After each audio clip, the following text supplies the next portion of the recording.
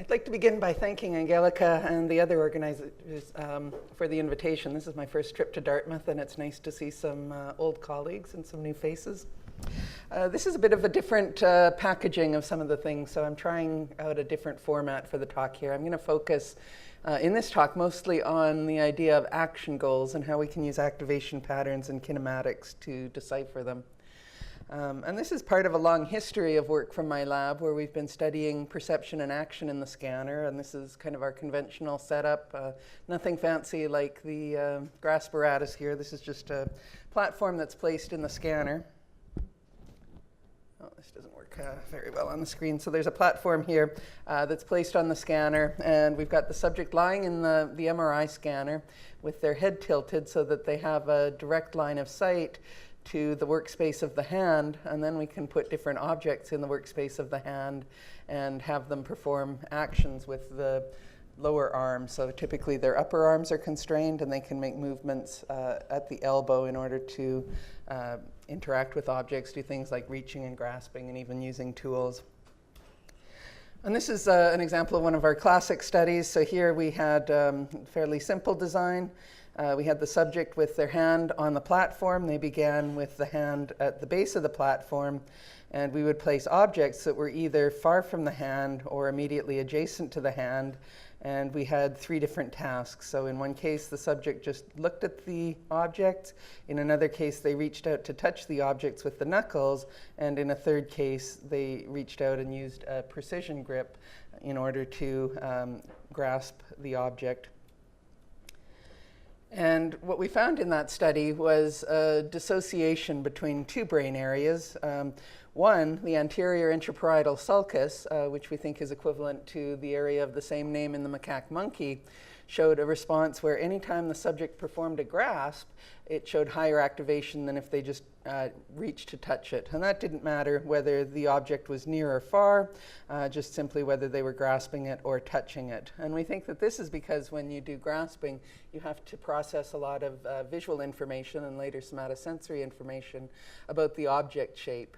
And that's not so relevant for the reaching, and so we see this clear activation in AIP for grasping over reaching over passive viewing. And in contrast, we found another brain region on the medial side at the top of the parieto-occipital sulcus, the superior parieto-occipital sulcus, so we called this area Spock. In this area, we found that it responded more whenever the subject had to transport the arm. So if the subject reached out to the far location, either to perform a grasp or a reach, we got high activation, and that was more so than if they performed the action immediately adjacent to the hand and didn't have to really do much of a reach. And the passive viewing condition showed that it wasn't just due to the location of the objects. So we think that this area is the equivalent of the monkey areas V6 and V6A, which are also implicated in reaching, particularly in the lower right visual field. So that was a typical experiment from our early approaches where we were just looking at brain activation levels. And from that, I've focused on 2 areas, AIPS and Spock. But of course, there's lots of other areas that are involved in different networks. We think that Spock is part of a broader network that includes the dorsal premotor cortex that's more involved in arm transport, whereas AIPS is more involved in another network that is more involved in fine actions, precise actions like grasping, and has more crosstalk with areas that process visual information in the ventral stream. And we're also, I'm not going to talk a whole lot about it in this case, but we've also been doing a lot of studies lately on tool use in the scanner. So from those initial studies where we focused on brain activation levels, we, like many other people in fMRI, have moved in recent years to looking not just at the levels of activation, but the patterns. So realizing that when we take a particular area in the brain, like AIP, or here, the lateral occipital cortex, we've actually sampled it almost as if it's made up of little pieces of Lego that are 3 millimeters in each direction. And historically, we've just averaged across all of those activations and looked at the aggregate to sum up the levels. But of course, more recently, people have been focusing not just on the levels, but the patterns. So here's just a cartoon example. I'm sure most people are familiar with this, but just if there's students and others who aren't. the key idea of multivoxel pattern analysis is that even when the levels of activation may be similar across conditions, so here I've got two examples of grasp activation. In this case, it could be even and odd runs. It could be different trials, and two cases of reach activation. And if you look at the overall level of activation in this quasi-spherical region, you'll see that the total activation is about the same for grasping than reaching. And yet, if you look carefully, you'll notice that the patterns of activation are different, that the grasp pattern on the even runs looks more like that on the odd runs than it does to either of the reach ones. And so we can use two different approaches in order to extract some of this information. We can either use classifiers and see if we can train an algorithm to discriminate one type of trial from another better than chance, or we can use correlations and just do a voxel by voxel correlation to see if certain patterns are more similar to each other than other pairs of patterns. And in this talk, we'll use both of those. And what we've been finding since we've moved to that is that information is coded more broadly when we look at multivoxel pattern information. So we see things like, for example, that Spock begins to be able to discriminate grasping and reaching if we look at the pattern information, even though we didn't see any differences in activation levels. And we've seen a lot of this through different areas. I'm going to focus on just a small number of these areas through my talk. And I'm going to ask 6 questions in the course of the talk. The first, I'll tell you about a study that we did looking at action execution during grasping to examine which types of information are coded when the subject is performing an action. And then I'll tell you a little bit briefly about a project showing that we can also decode upcoming actions in the planning phase, even before the subject has started moving. And then begin to look at some of these questions about the coding of goals. So the third question will investigate how specific the goals that are being coded are, and whether the realness of the goal matters. And finally, whether information during planning codes the initial goals or the full sequence of actions. And finally, I'll tell you a bit about some new work that we're doing to bring another person into the action loop and look at joint actions. So for the first project, I'm going to talk about some work of Sarah Fabry, who was the PhD student who came from Angelica's lab to do a postdoc in my lab. And we were interested in the question of the sorts of information that were coded about objects and grasps, or objects and different types of grasp during the execution of object grasping. And this was motivated in large part by some results from monkey neurophysiology as well as results from human neuroimaging. So from neurophysiology, we knew that areas like AIP seem to code both the object and the grip that's used. So here, for example, you can see a monkey reaching out to grasp 4 different objects. 2 of them are grasped vertically and 2 of them are grasped horizontally. And the actual objects differ a little bit. And this particular neuron, for example, when we look at the firing rate, shows the most robust activation for the combination of a vertical grasp and a elongated square object more than an elongated cylindrical object. So those are the sort of properties we would expect in human AIP, if indeed it's the homologue of the monkey. But there's another dimension that's been largely neglected in neuroimaging, both of humans and monkeys, and that's the role of elongation. So monkey neurophysiology studies have also shown a region in the caudal intraparietal sulcus, and that region, so that's, this is the monkey brain. At the back of the intraparietal sulcus in the monkey brain is the CIPS area, and it's one of the major sources of input to AIP. And it shows a coding that seems to depend on the elongation of the object. So here's an example of 2 different neurons. The neuron shown here in the top really seems to show a preference for planar objects, objects that are kind of flat, with the most vigorous response being to a plane of a particular orientation, whereas this other neuron here really seems to prefer elongated object. So as you make the object more isotropic, then the firing rate drops here. And so this has been known for a while, but hardly investigated in humans. So we were curious about the object and the grip and the elongation, and we were also curious about which aspects of the grasp mattered. So there had been some neuroimaging studies in humans that had suggested that there may be differences between different types of grips. So here's an example from Chiara Bellamini, where she has either a little object that the participant grasps with a precision grip with the finger and thumb, or a large object the size of a tennis ball that they grasp using a whole hand grasp. And as you can see here in the activation pattern, AIP really seems to respond best when you're grasping the small object more than the large object. But it's hard to tell just from that study what's driving that. Is it the grip, the fact that it's more precise, or is it something about the object size? Is it something about the number of digits? And so this was kind of the jumping off point for the project that Sarah and I did. So we began following some of the logic of Nico Kriegescourt, who'd done some studies in the ventral stream with 96 objects. We designed a very complicated experiment, more complicated than the ones we'll do ever after, because it's hard to make sense of this much data.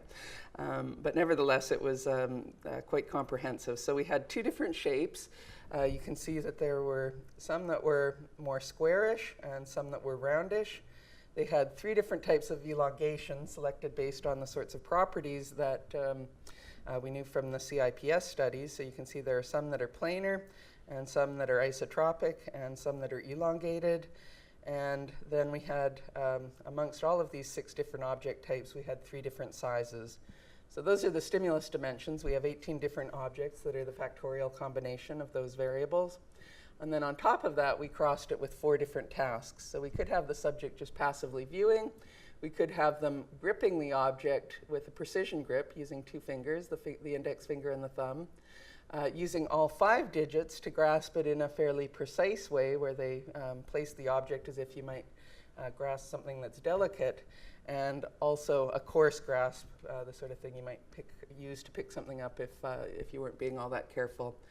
And as you can see, for all of these, it's clearest if you look at the precision grip, the actual size of the grip at the end point was the same for a given object size. So we could look at a lot of these variables together and look at how they interacted. And we used a variant of our typical paradigm where we had the subject in the usual configuration, but we put these objects on a pedestal inside the scanner. So the past study that we looked at, the Bellamini study, really looked at a couple of ends of the continuum, the grasping of small objects with a precision grip versus the grasping of large objects with a whole hand grip. And of course, we can now begin to tease all this apart because we've got these things varying factorially. And so we used representational similarity analysis. This is the approach where we just look at the voxel patterns across conditions and do a voxel by voxel correlation to see how similar they are. And we might see if we look at 2 different conditions that if you repeat the same condition, say in even runs and odd runs, you get a high correlation between grasping the big object and between grasping the small object. But if you look at the cross correlation between grasping the smaller one and the bigger one, then that correlation would be lower. But of course, we don't just do this for 2 conditions, we do this for our 72 by 72 conditions. And so we get these crazy big matrices that show us what's going on. So here's just a sample matrix from the visual area M1. And you can see in this, even without doing any stats, you can see that there's some grouping. So you can see, for example, that conditions where the participants are passively viewing, any of the 18 objects are more similar to one another, and conditions where they're doing an action in these cells are more similar to each other. And you can even see that there's some structure within this that indicates there's some properties of the objects that matter. But these matrices are hard to make sense of, so what we often do as a first step to explore the data qualitatively is take this and run it through multidimensional scaling. So multidimensional scaling can take the similarities between these and place objects in a representational space such that objects that yield very similar patterns of brain activation are adjacent to one another, and conditions that yield very different patterns of activation are far apart in this representational space. And so you can see, even looking at V1 here, that there's clearly some effect of the task, that there's a difference between passive viewing and some of the other active conditions. And you can also see that there seems to be some coding of objects. We've got the bigger objects on the right and the smaller objects on the left. And we see these different MDS plots for different regions. M1 is much different. It just seems to really care a lot about whether you're viewing it or performing an action. And then, of course, we can get areas like AIPS that show more interesting patterns that are a combination of the visual and the motor attributes. So in AIP, you can see that there's a distinct cluster when people are looking at the object and another cluster when they're acting. But you can see, even just from visual inspection, that what seems to matter in the actions is whether the person is using 5 digits, so the yellow, which is the precise 5-digit grasp, and the blue, which is the coarse 5-digit grasp, grouped together more than they group with the precision grasp with 2 digits. We can also test, that's again sort of qualitative, but we can also do more formal comparisons. We can make different models that test some of the factors that we think may be driving the activation. And then we can take the data matrices and correlate them with the model matrices to get a sense of how well each model accounts for the data in the design. And I'll emphasize here as well one thing that's important that's different from a lot of other studies. This is a factorial design. And so even though each variable may only account for a small part of the variance, if you summed all of those up, you would do better. So when we looked at this across a bunch of different areas, you can see what I'm plotting here is our key areas of interest on the x-axis. And this is the correlation between the model and the data in that area. And one important thing to realize with this is that you can't compare areas directly one-to-one, because some areas it's just much easier to see effects because subjects are more consistent with one another. So if we look, for example, in primary visual cortex or primary motor or somatosensory cortex, in this case, the data matrices from individual subjects are very similar to one another. And so it's easier for models to account for the variance. If you've got things where subjects are very heterogeneous, then no model is going to do that well. And so that is reflected here by the noise ceiling, which is this dashed line. So you have to sort of take that into consideration. But nevertheless, if we look in individual areas, a couple of things pop out from this graph. One is that of the visual models, the one that really seems to matter here is elongation, the one shown in the blue curve. And as I said, that's something that's really been neglected in a lot of the vision and action literature, that this seems to be a more important variable than I think we'd originally realized. And that's true from areas that include V1 and things like the posterior intraparietal sulcus, which may be the equivalent of something like the monkey CIPS. If we look at the motor models, what we can see here is the one that really makes a difference is the number of digits that the participants use. And that's especially true in motor and somatosensory cortex, but you can see some of these trends even in the association cortices. So if we look at some of the areas that would be more high-level association cortex, things like AIPS, you can see that elongation and digits matter a lot here, more than some of the other models, even though overall the noise ceiling is low. I can talk a bit in the question period. This data with the number of digits differs somewhat from what we've seen in subtraction analyses, and I think that some of that is due to the nature of what MVPA picks up on, that it's really good at picking up on information like digitopy, whereas activation levels are picking up on something different. But in the interest of time, I won't get into that here. Okay, so this is just saying the same thing about the motor model. So we've seen here, in terms of looking at what information is coded during the execution of an action, we can see that a couple of the variables that seem to be particularly important are the object elongation and the number of digits that are employed. So in that study, we were looking the subject just saw the object and then they immediately acted upon it. There was no planning period. But we've also done a whole other line of research where we were especially interested in the planning period for a couple of reasons. One is that we can look at the sort of information that's being processed in anticipation. And second, it's kind of nice because we don't have all the problems yet of visual and haptic feedback and the potential for fMRI artifacts with the motion of the hand and so on. So for a whole series of studies, I'm just going to touch on a couple of them here. We focused on the planning period. So the first study we did along this line was very simple. We just had an object that consisted of a little cube atop a big cube, and we turned on the lights. The subject saw the object for a few seconds, and then they got told which of 3 tasks they were going to do. They were going to grasp the top, grasp the bottom, or touch the side of the object. And then they waited for a little bit, and then they got a beep, and that was their cue to execute it. So when we look at the time courses, we see something like this. The light comes on, we've got this visual preview, and there's a bit of activation just related to seeing the object, and then once they hear the instruction, this is one area, but it's typical of a lot of them. When they hear the instruction, then the activation ramps up as they start to do the action planning, and then once they get the go signal, we get the biggest activation related to the execution of the task. But we have focused, for the purposes of this talk, I'm just going to focus on the end of the planning period here. And this area that I'm showing you here is typical of most of them, where when we look at it just with percent signal change, we see that there are no substantial differences here. So in the old days of subtraction fMRI, we would have given up and gone home.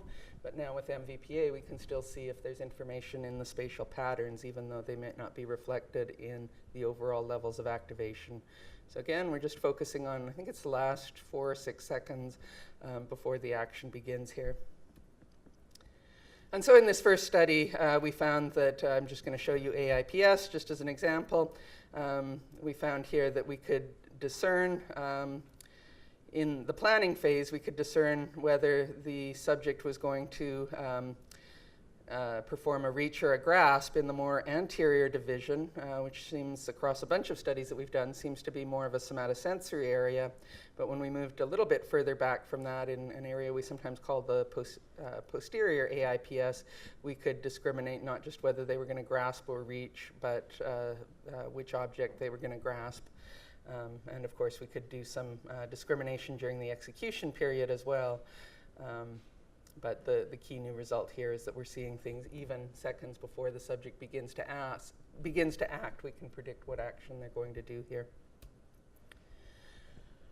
So we did a whole series of studies. I don't have time to get into all of them here. This is my favorite of that line of research, which was one where we began to get at some of these questions about the goals. And to do that, we looked at tool use.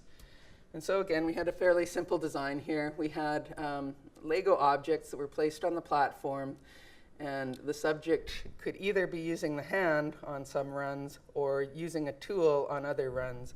And the subject would simply grasp the object or reach to touch it, and they would do that either with the hand or with the tool. And borrowing from some nice neurophysiology studies, we used another little trick, which was we made the tool what are sometimes called reverse tongs. So unlike the sort of tongs you might use on your barbecue, where what your hand does is reflected in what the business end does, in this case, the actions are opposite. So if you close the handle, the business end opens and vice versa. So that changes the kinematics quite a bit.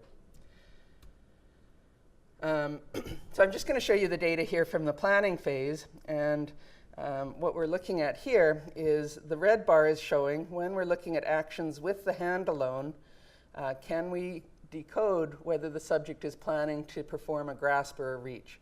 And so this is in SPOC, the superior parieto-occipital cortex, the area that we said earlier seems to be especially involved in arm transport. And here in SPOC, you see that we can decode better than chance what the subject is going to do with the hand, but we can't decode any differently from chance what the action they're planning to do if they're going to use the tool. This isn't so interesting here, but this is the cross decoding. So the purple bar is showing you if we train a classifier to discern grasping versus reaching with the hand and test it with the tool, or we do the converse, then how well can it cross decode? So here, this isn't surprising. If we can't decode the tool, then we shouldn't be able to do any cross decoding. Other areas, this is the supramarginal gyrus, which is in a region that's often implicated in tool use. We see that we can decode the upcoming actions with the tool, but not the hand. And of course, if we can't do the hand, we can't do cross decoding. Things start to get interesting when we get into some of the areas like motor cortex. So if we look in motor cortex, we can decode the upcoming action with either the hand or the tool. But here, you'll notice if we do the cross decoding, it fails. It's purely at chance. So if we train it to tell the difference between grasping and reaching with the hand and test it with the tool, or vice versa, it can't do it. So it suggests that it can process information about the upcoming action specific to the effector, but it's not coding it in a general framework that would treat grasping and reaching as equivalent, regardless of whether you're using the tool or the hand. And in AIPS, we saw a similar pattern. But more interestingly, we found that as we got into premotor cortex, both dorsal and ventral premotor cortex, we could decode both types of actions, and we could cross-decode. And this was similar to some of the results from the Rizzolatti lab in the monkey, finding that even though the kinematics are very different between these reverse pliers and the hand, you can code the difference between grasping and reaching here, regardless of what the effector is. So our results are consistent with this idea that some of these higher level areas, like premotor cortex, seem to be coding the goal more independently of the specifics of the kinematics and the consequences than what we would see in areas like M1 or AIP. So this is a summary. I won't get into all of this. This is showing some of the key areas, but you can see a few nice patterns in this. You can see that there are some brain areas, Spock I talked about, but also the extrastriate body area could only decode what you were going to do with the hand. Most of the areas in the tool network, including the middle temporal gyrus and the supramarginal gyrus, which I talked about, these areas of the tool network could often just decode what action you were going to do with the tool. We talked about a couple of these areas, M1 and AIPS, that seem to have separate plans for tool and hand actions. And then there's 3 areas shown here. I talked about premotor cortex, but also this posterior interparietal area that seem to code the tool actions in a more common framework, or the hand and tool actions in a more common framework. We also then began to look at whether the realness of the goal matters. So this is some work that was done by Erez Freud, who's a postdoc in my lab. And we were motivated by some behavioral studies that had found that the kinematic properties of grasping differ based on whether people are grasping a real object, like reaching out to grasp this water bottle, or pantomiming a grasp on a photograph. So imagine I have a printout of a picture of a bottle of water. I'm still opening my hand to the same size. I'm still doing some of the same computations about how big I need to open my hand, and yet it's not a real interaction. And so if you compare those two conditions behaviorally, you find some differences. And we've also got some work from our lab that suggests that even if you're just looking at objects, you code real objects and pictures differently. So if we look, for example, this was a study where we presented subjects either with 6 real objects, so a real whisk, a real sock, a real pair of sunglasses, or a photograph of these same objects that were matched for size and viewpoint and all of those sorts of things.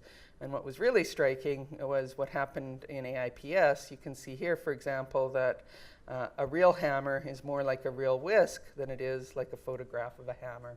And that was in contrast to other areas like V1, where the object identity drove the representations and the realness didn't matter much. So Rez did just a simple experiment, 2x2 design. We either had real objects, so this would be a real physical plexiglass block, or it would just be a photograph printed on a card, and the subjects had to either grasp it, so really grasp it for the real object, or pantomime a grasp for the image, or they had to reach out to touch it. And when we looked in areas, when we did multidimensional scaling on areas like S1 during planning, we saw that we could decode both the realness, and the action. Where things got interesting was when we looked at AIPS. So here you can see in AIPS, we can decode the realness, but only if the task is grasping. So if you're grasping and it's real, then you have to be much more precise, and there are consequences if you're not. For example, you can bump the object or things like that. Whereas for reaching, it doesn't really matter. The actions are very similar, and this seems to be reflected in the brain activation patterns. Maybe in the interests of time, I guess I'm about 45 minutes in here, so I'll leave a few minutes for question. I might skip the next section and just give you the punchline, which is we see that we can decode, I'll just give you the quick sense of this study. This one was one, we always give our studies in our lab bizarre names, so this was one that came to be called oven dials. So the question was basically, if you're going to reach out to turn on your oven, does it matter whether you're going to turn it to 100 degrees or 350 degrees? So the initial action of grasping the knob is the same, even though the final goal of it is somewhat different. And the short answer is, in some areas, particularly Spock, it seems to code the ultimate goal and not just that initial thing of how you're going to grasp the knob. And then finally, I'll just leave with some stuff that's in the works right now. This is a new direction for my lab. We're beginning to get interested in not just looking at one's own goals, but how those relate to the goals of other people that you might be performing an action with. So we can think of a situation like this, where you've got a surgeon who may be doing some delicate procedure and is working with a team of other surgeons and nurses, and they all need to work closely in synchrony, very efficiently.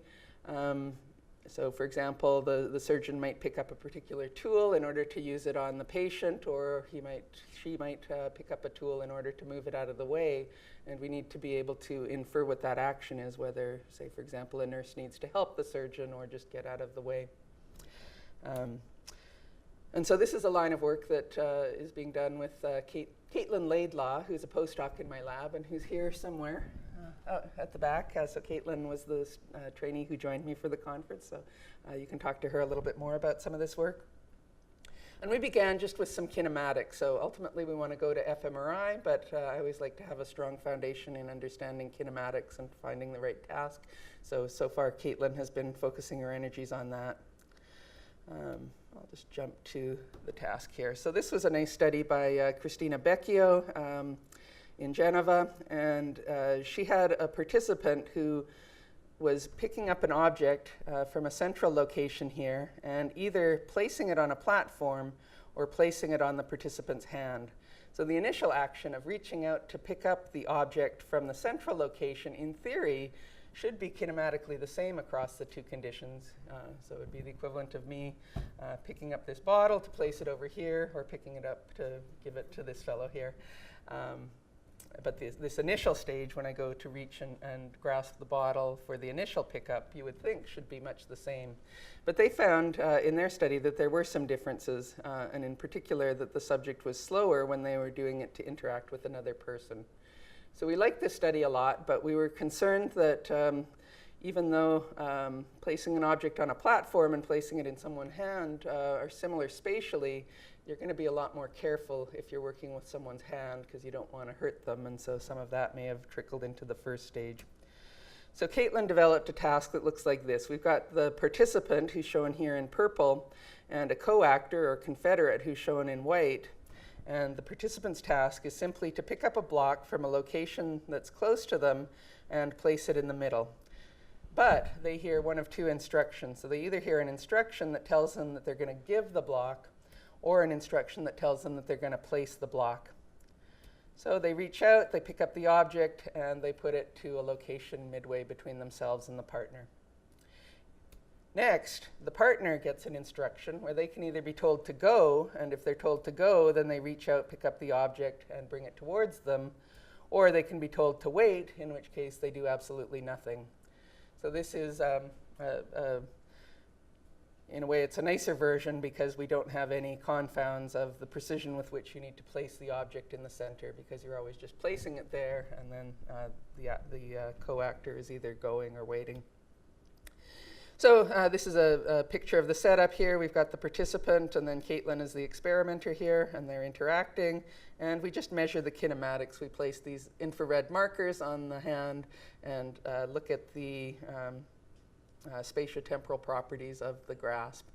And we can see in this paradigm, even when the action is effectively identical, we can see that there are some differences in things like reaction time, that participants actually go faster when they're in a give situation than a place situation, and that involves things like not lifting their arm as high, and you can see some of these effects. This is just showing you effects in the reaction time, effects in this initial placement, and effects in the time it takes to move the object to the central location.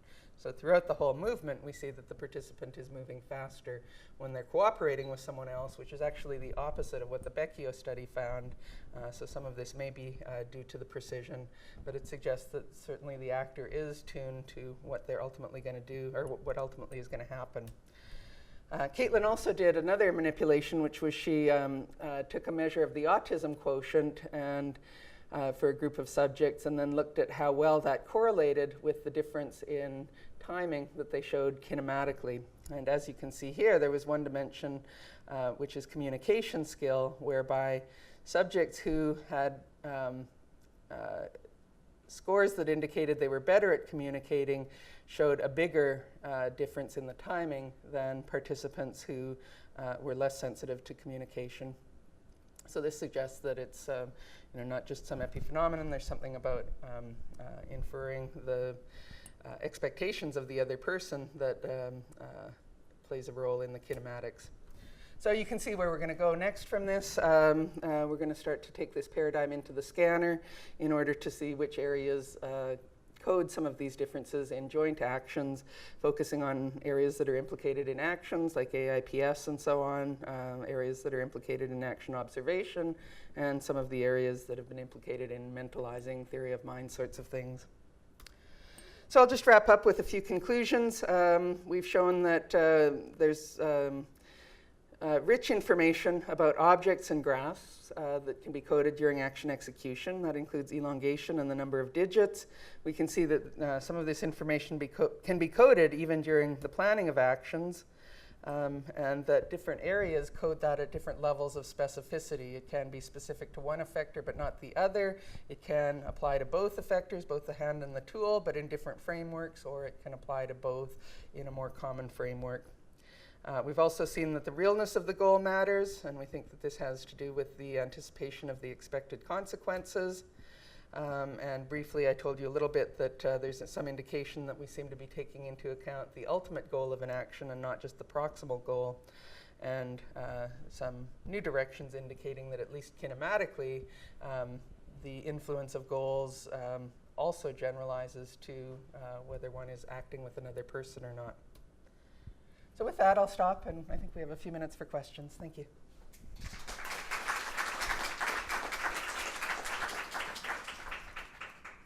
Let me try this out. Okay, thanks a lot, Jody, for this really great, inspiring talk. So we have time for some questions. Volunteers? Yes, Martin? Yeah, thanks for this great talk. One question I have is about the elongation, because it potentially mixes some trivial visual dimension with something like affordance relevant things. So could you, or would your prediction be that if you build objects that kind of specify the same affordance but have different aspect ratios, so that you might find or might be able to orthogonalize these two factors? I suspect so. I mean, there's a lot of aspects of that data that I would love to follow up in additional studies, including things like looking at the planning phase so that there's no issues of the visual feedback and so on, which may have been a concern here. But I do think you can see in some of the cases, like if you recall, we had the case with the precision grip where the actual grip, if you were to look at the endpoints, would be very similar between the elongated cylinder and, say, the more isotropic sphere, but nevertheless, even in cases like that, we saw that things were different. So that's not to say that there's not some role of affordances, or it's always a word I use with caution because it's often loaded, but there may be some things where seeing a particular object, even though you may be grasping a big object like this, that's not normally how you would do it, right? Normally you would pick up an object like this with a whole hand grasp, and so certainly it's possible that there's some combination both of how you actually interact with it and what you would normally do. But yes, that would be my prediction, is that elongation would be important even if you could tease apart all of those different things.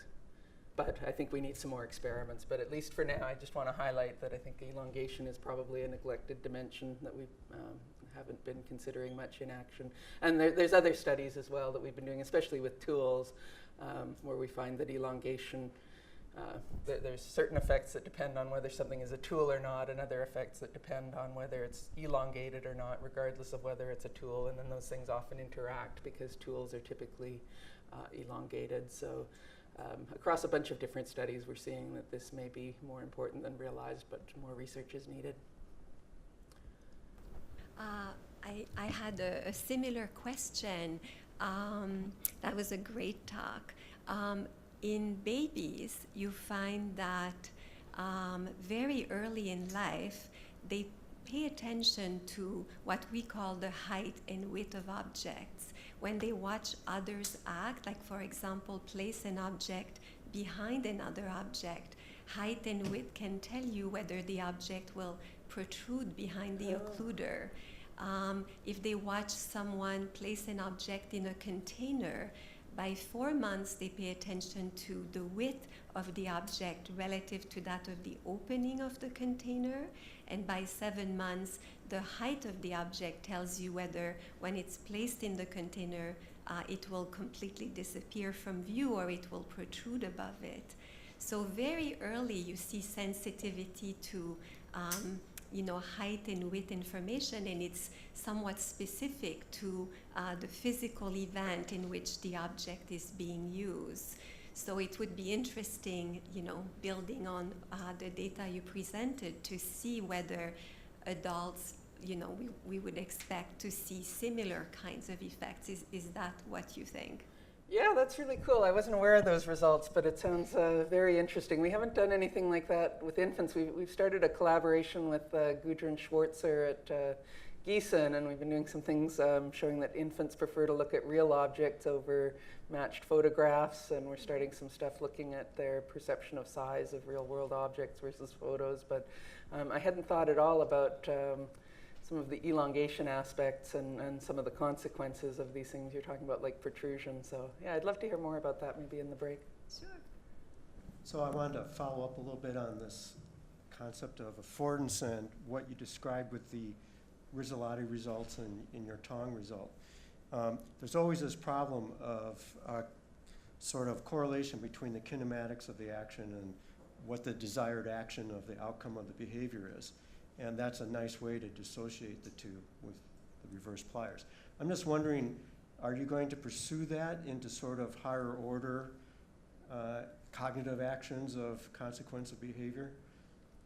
I would love to do some of that. I don't have anybody actively working on that project right now, but I think that it would be really nice to take that result and tease it apart more carefully. So we showed that we can distinguish grasping from reaching, but it would have been nice. We kept the number of conditions limited because of our trials are ridiculously slow for fMRI, typically in that study something like 30 seconds, so we just can't fit a lot of trials, which means we can't have a lot of conditions, although we're changing some things about the design that will help that, and sometimes with representational similarity, I think we don't need as many trials as we did with classifiers. So anyway, there might be some room to do some experiments where we could compare more conditions. So I would love to do something of perhaps having both a case where you've got the hand and normal pliers and reverse pliers, and maybe some goals that are more specific than just reaching and grasping of, say, reaching or grasping objects of a particular size with the tools in the hands and so on. So in your results, were you able to dissociate what the hand did from what the output of the reverse? In other words, if you just did same kinematics, different pliers, or different outcome, and same pliers, different kinematics, were you able to dissociate those two with your data? We weren't able to do that kind of analysis. The Rizzolatti study did do some of that, so they had some nice figures in their data where they could really show that M1 was completely tied to the kinematics, whereas premotor was tied to the goal, regardless of the kinematics. But in our case, we didn't have things like force gauges and so on where we could actually track the kinematics in the scanner. But that's another direction I would like to go in more carefully, is we're starting to get some systems where we can actually measure behavioral variables in the scanner, and I would love to start correlating behavior on individual trials with the activation patterns and so on, but we haven't gone there yet. Thanks.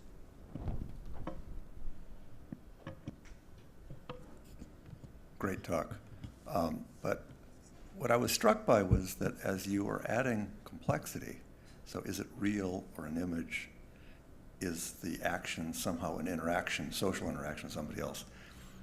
You're seeing very significant effects in these areas. And you've chosen a very well-controlled universe of actions: reaching, grasping, fine grip, coarse grip. But have you thought of just kind of taking the top off and trying much richer variety of actions? There are many more things we do with objects. We stir, we write, we tap. There's just a very rich repertoire of actions that you haven't really sampled yet. And we find that in vision, if we use a richer, more naturalistic stimuli, we find that there's complexities in the neural representation that we never would have guessed at from the more limited still images that we've used before. And so have you thought of going in that direction of sort of a much richer universe of action, varieties of actions?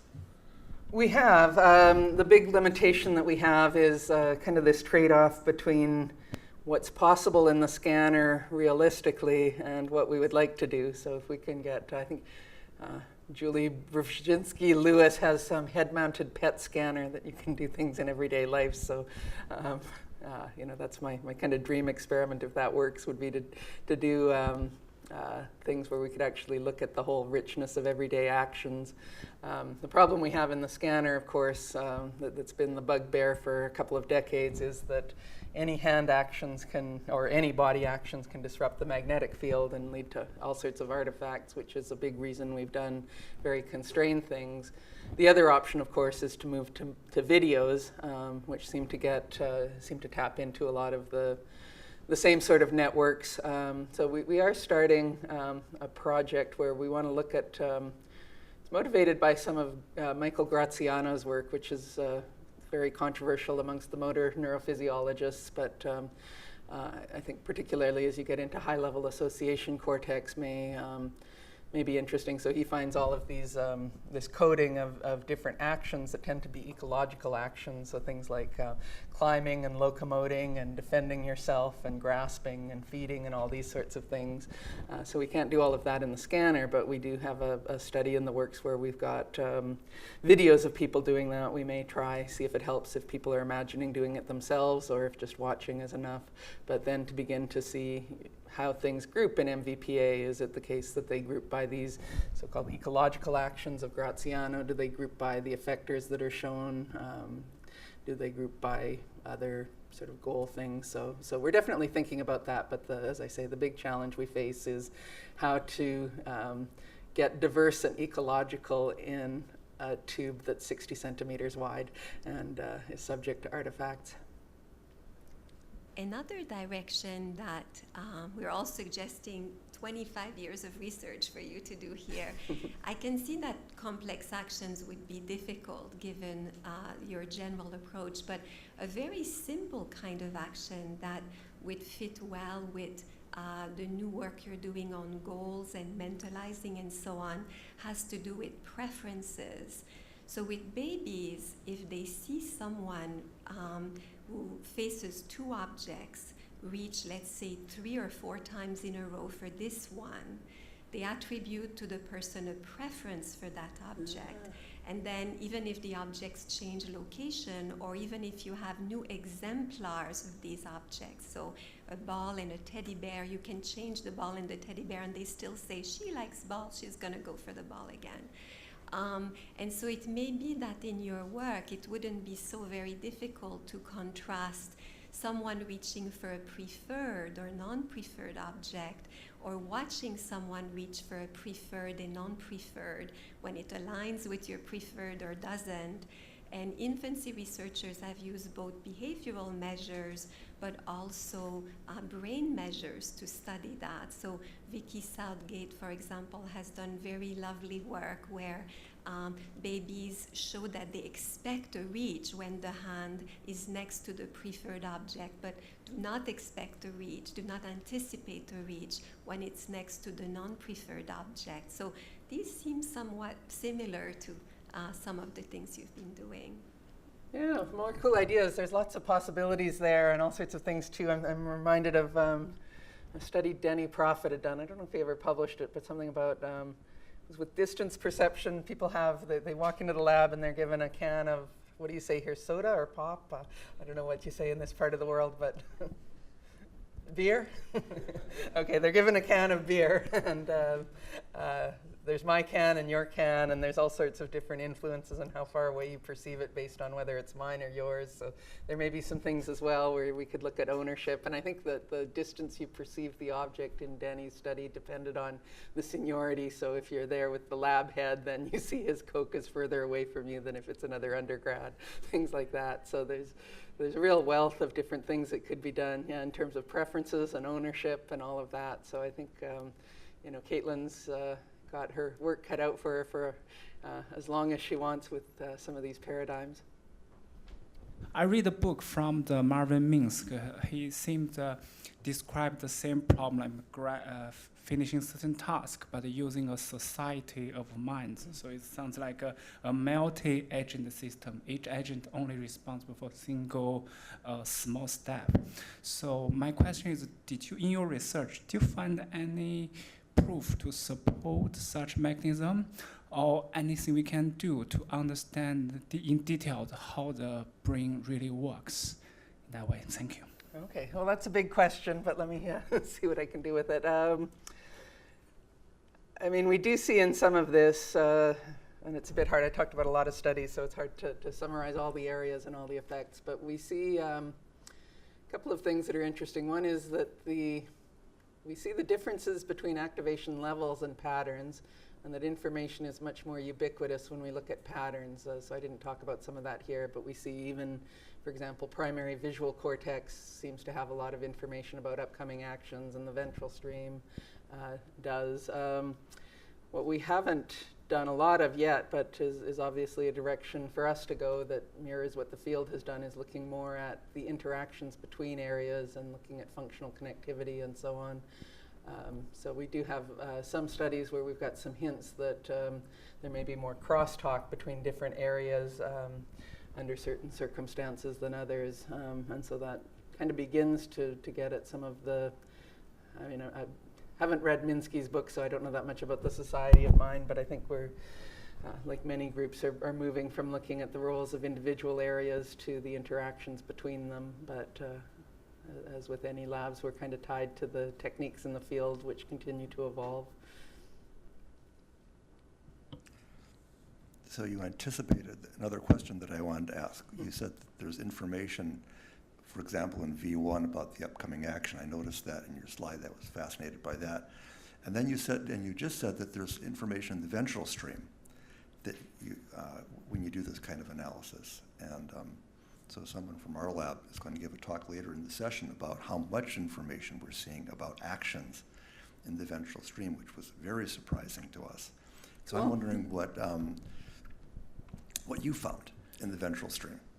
We found, well, I talked a little bit about the tool study, where we found that there were effector-specific things. So the extra striate body area seemed to decode upcoming hand actions, but not tool actions, and the middle temporal gyrus, tool selective, what Angelic would call LOTC, was able to decode what you were going to do with a tool. Jason Gallivan has a paper in the European Journal of Neuroscience where he looked at a whole bunch of things in the ventral stream, and even areas I never would have predicted, like fusiform face area I can't remember which specific attributes it can decode, but who would have thought that the FFA would care about whether you were going to grasp or reach, but it does care about some stuff like that. And I think it's a rich area, and I think everything I say is going to be speculation, but the way that I'm thinking about it is that although these areas have really been emphasized in a perceptual way in terms of understanding the actions of other people, they also probably play a big role in understanding our own actions. And I suspect that some of this information is like an efference copy, or that might not be quite the right framework, but that it may be that the dorsal stream and some of the premotor, some of the areas more involved in planning actions, are sending information to the ventral stream about what to expect. So I'm going to be reaching with my left hand.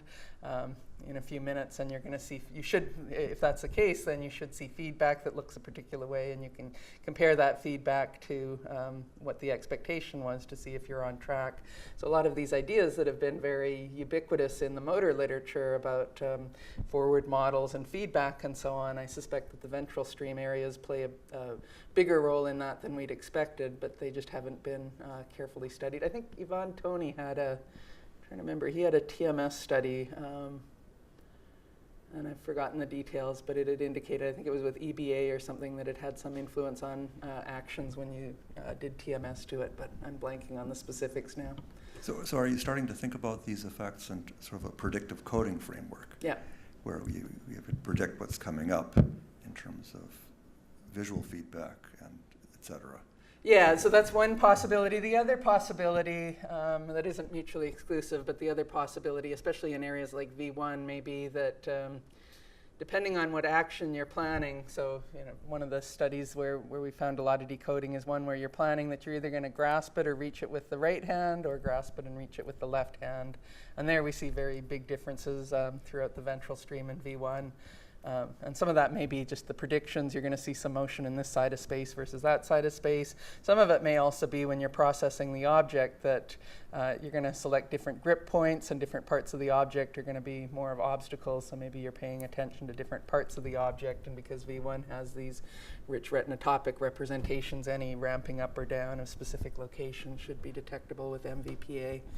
But we haven't done anything where we can really decompose these explanations. They're just a working hypothesis right now. Is there any work in monkey neurophysiology that would support that kind of prediction signal being sent that early in the visual stream? Not that I know of offhand, although that may just be the fact that I don't have time to read any papers I'm not reviewing anymore. But it may also be, and this is one of the important things we always have to keep in mind with fMRI, that we often see that fMRI is much more sensitive to top-down influences that could include things like efference copy and attention and so on, even looking at some of the early fMRI results which were showing effects of attention in V1, even though neurophysiology found pretty piddling effects. So, I guess that's the other thing. We can't necessarily say that that V1 is doing especially sophisticated things with all this modeling, but it does suggest that it's getting some information. I would speculate top-down information that is informing it. But yeah, it would be really nice to see some of the neurophysiology. So if anybody knows about that, I'd love to hear about it. Supposedly fMRI is more sensitive to the local field potentials and the input rather than just the action potentials and the output, speaking in a very simplistic way. Yeah. So I don't know if there are antis over there. Are there ways to study, local field potential effects of sort of a top-down predictive signal feedback? I don't know that the distinction of LFPs being input and action potentials being output, I don't know how well substantiated that concept is at this point. So, again, there's a lot of speculation going on, and very few studies that have tried to explicitly delineate that idea clearly. So, I mean, in terms of basic neurophysiology, there's no real reason that you should distinguish input and output based on LFPs. So I guess I don't know. I think some of it too, when the neurophysiologists who tend to work in V1 typically come from a very bottom-up point of view, or looking more in the context of Gabor patches and tasks like that. There's in fact, I'm hard-pressed at the moment. I'm trying to think of anybody who's looked at V1 during action tasks, and nothing's popping to my mind. Right. But I would strongly agree with that. One of the big issues I have with my friends that do visual neurophysiology, especially the big names, is that they explicitly avoid any kind of action in their paradigms. So whether the monkey's awake or asleep doesn't really make much difference to them. I had a question on the very last project you presented on the joint actions. So I'm still trying to get my head around why it is that participants move faster when they cooperate with someone. And I was curious about your thoughts. So you mentioned some ideas, but I thought clearly what the participant thinks the other person is supposed to do next will have an impact on that, right? So does the person that you cooperate with have to respond specifically fast, or is the object that you're manipulating very fragile, so that would require, so what are your thoughts about that? I think there are many factors that one needs to unpack in order to understand whether that's a general performance advantage when there's someone else you're collaborating with, or whether it depends on the specific circumstances. Yeah, I think it was surprising in some ways, because the study from Becchio, I think, had found that subjects were slower when they were interacting, but in that case they were placing the object in the person's hand. So, and in our case, I don't know, I'll defer to Kaitlin to see what she says. My speculation would be that when you're in a paradigm where you're acting with someone else, you just want to be more efficient. And I'd be curious, we haven't done this, but one of the experiments I was suggesting is you have either, you're interacting with someone who's the lab PI, pretending to be the lab PI, and the student hasn't shown up and they have to run the experiment, but then they've got to run off and teach, or it's, some undergrad that has no, seems to be in no big rush. I would expect that maybe some of those kind of cues may be a factor, but I don't know. Kaitlin, do you have anything to add? So yeah, the short answer is that we don't know yet, but I think that there's going to be a lot of individual factors and dyadic factors that are going to have a huge impact on how the actions are differentiated between when you're creating a similar action and when you're performing an action with another person. I think we are kind of the speculation that right now the faster actions in this type of task are to promote kind of a joint efficiency. If I do my task quickly, then you have more time to complete your portion of the task. Whereas in the other tasks, it's there's more of a consequence if you slam the object down on someone's hand. So that's going to have a factor, but we really just don't have a lot of studies in this area that can kind of differentiate what's going to be important, and that's some of the stuff that we're working on right now. And it may be with some of this, some of the people in these domains are working with avatars and so on. So I would predict you might not show some of these effects if you're doing something in a virtual environment with an avatar, because who cares if the avatar has to wait? But that's kind of an open question. That would be one way to get it, at least one of the hypotheses about what's going on. I also wonder, in line with what you guys are talking about, so you guys are interpreting in terms of the social realm, but I think it also has a lot of interesting connections with hierarchical learning or planning. So in terms of when you tell them to give it to the person, then it's a hierarchical representation that you have to put it there. So it's more effective, and that's why perhaps it could be faster. And maybe you could use some decoding to kind of figure out how more efficient it is. So yeah, I was also curious whether you guys have thought about the expertise kind of domain, and also have you thought about kind of decomposing the task into the temporal domain? So how after multiple trials, do people get faster? Does the representation gets more instantiated, and that kind of realm? Yeah, to my knowledge, unless I don't know if Kaitlin's looked at the trials across the history. This is something I should mention. This is something I think Kaitlin started about a year ago, so we're really getting our feet wet with a lot of this. Did you have something to add? One of the first studies that we did with this was actually looking exactly at that, seeing how the representation, if it's there at all, changes over the course of just the study. And surprisingly, we found that it doesn't. It takes about 10, 15 trials for it to get differentiated, and that's probably just them learning what they're doing in the task.